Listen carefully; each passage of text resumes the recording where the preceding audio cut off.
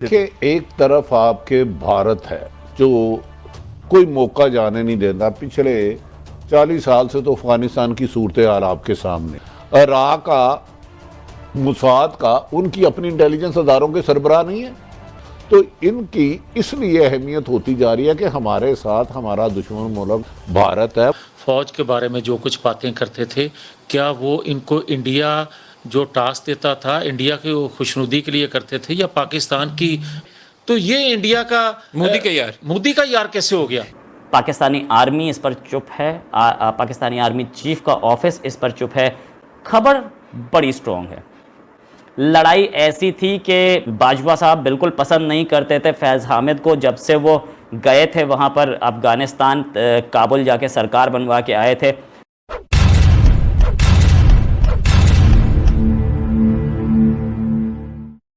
देखिए, एक तरफ आपके भारत है जो दहशतगर्दी से बाज नहीं आता, कोई मौका जाने नहीं देता। पिछले 40 साल से तो अफगानिस्तान की सूरत हाल आपके सामने। बलोचिस्तान में ये जो करा रहे हैं, तो पाकिस्तान की ISI को अगर किसी को और कोई शिकायत है तो मेरा ख्याल है कि इसलिए ये अब डिस्कशन होने लग पड़ा है।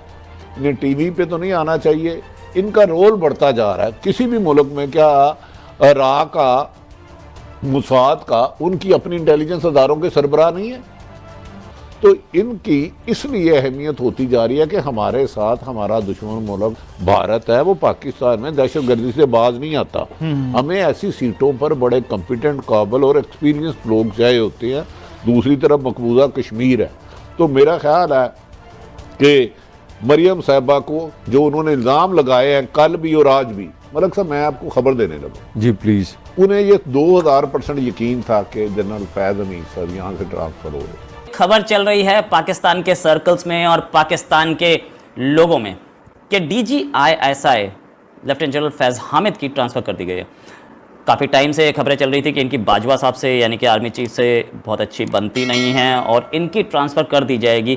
प्रेशर भी बहुत था पाकिस्तान पर कि DGISI की ट्रांसफ़र की जाए। जब से ये अफ़गानिस्तान गए थे वहाँ पर तालिबान की सरकार बनवाने, तब से प्रेशर और ज़्यादा बढ़ रहा था।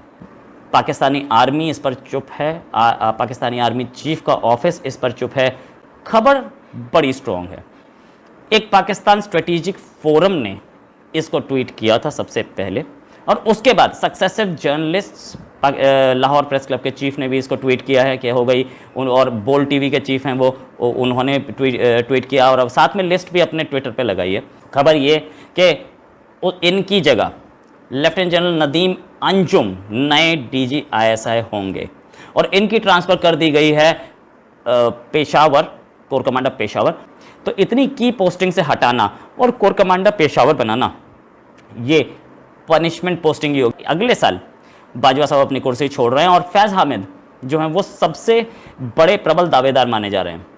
लड़ाई ऐसी थी कि बाजवा साहब बिल्कुल पसंद नहीं करते थे फैज़ हामिद को। जब से वो गए थे वहाँ पर अफ़गानिस्तान, काबुल जाके सरकार बनवा के आए थे, तब से ही अमेरिका की आंख में भी खटक रहे थे। अमेरिका ने कई बार बोला था कि ये तालिबान को सपोर्ट कर रहा है आदमी, इसको हटाओ इस ISI चीफ की पोस्ट से। और तभी से एक प्रेशर इंटरनेशनल कम्युनिटी का भी था कि आपका ISI चीफ वहाँ गया है, इसका मतलब कॉन्क्रीट एविडेंस है हमारे पास कि तालिबान को सपोर्ट करते हैं आप। ऐसा खबर है कि बिना आर्मी चीफ से पूछे वो काबिल पहुँच गए थे, वहाँ जाके गवर्नमेंट बना के आ गए थे। और ये चीज़ पसंद नहीं आई थी आर्मी चीफ को, यानी कि जनरल बाजवा को। और जनरल बाजवा तभी से कोशिश कर रहे थे, उनको तलब कर लिया गया था, उनको माफ़ी के बाद वापस भेज दिया गया, लेकिन जनरल बाजवा तभी से मौके ढूंढ रहे थे कि कैसे इसे साइडलाइन किया जाए, और अब मौका मिलते ही साइडलाइन कर दिया गया है। जावेद लतीफ़ साहब, आप क्या कहेंगे? मरियम नवाज़ ने ये दिन क्यों कल का और आज का मुंतखब किया जिसमें ये बड़े सीरियस एलिगेशन है? क्या इमरान खान जब अदलिया और फ़ौज के बारे में बातें किया करते थे कि अदालतों से नवाज शरीफ को इंसाफ नहीं मिलेगा, फ़ौज के बारे में जो कुछ बातें करते थे, क्या वो इनको इंडिया जो टास्क देता था, इंडिया की खुशनुदी के लिए करते थे या पाकिस्तान की भलाई के लिए करते थे? भाई, अगर आपको कोई शिकायत हैं अदारों के हेड से, तो आप अदालत में क्यों नहीं लेकर जाते? आप उनके नाम क्यों नहीं लेते?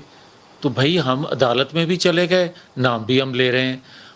और अगर अदारों के अंदर बैठे लोगों से कोई गलतियां होती हैं, फरिश्ते नहीं होते कोई, और अगर गलतियां होती हैं तो अगर उसकी निशानदेही करे तो ये तो मुहिब वतन ठहरे, मगर अगर वही गलती की निशानदेही जवेद लतीफ करे तो ये इंडिया का मोदी का यार कैसे हो गया? मैं हमेशा ये कहता हूं, ये गलत बात होती है कि हम प्रॉक्सी चीजों में, हम foreign countries, foreign super powers की जो उनके अपने हीटेड चीजें होती है उसमें इन्वॉल्व हो जाते हैं। वो कहते हैं, जिस तरह कहते हैं बेगानी शादी में अब्दुल्ला दीवाना, अब चाइना की मार्केटिंग और सेल्समैनशिप में हम ज्यादा बिजी हो रहे हैं।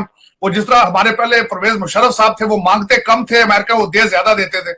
इसी तरह अब चाइना इतना शायद वो ना मांगता हो, लेकिन हम उनके गीत, हम कम्युनिस्ट, आज चाइना का अपना रियासत मदीना का मॉडल छोड़ के अब कम्युनिज्म को हम सपोर्ट करते हैं, उसके बारे में उसके प्रचार करते हैं, उसके बारे में सारा कुछ करते हैं। लेकिन इतना नहीं करना चाहिए मेरे ख्याल में, बैलेंस रखने की कोशिश करनी। और दर हकीकत जिसको मैं सही डिप्लोमेसी समझता हूं कि आप करें जो आपकी मर्जी है, लेकिन ऐलान जंग न करें, आप उस वोकल ना हो इतना आप। लेकिन इस वक्त तो हम बहुत वोकल हो चुके हैं।